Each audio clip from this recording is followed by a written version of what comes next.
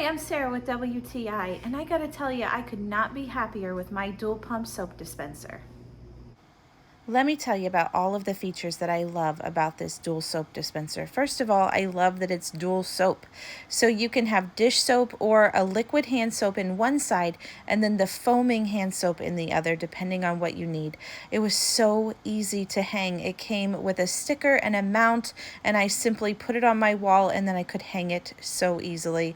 I loved that. It was just so easy. It also can sit on your countertop, which is a very nice feature also. So I do have dish soap in one side, which makes it so easy to do my dishes. And let's not forget that this is a touchless system, which is a wonderful feature in itself.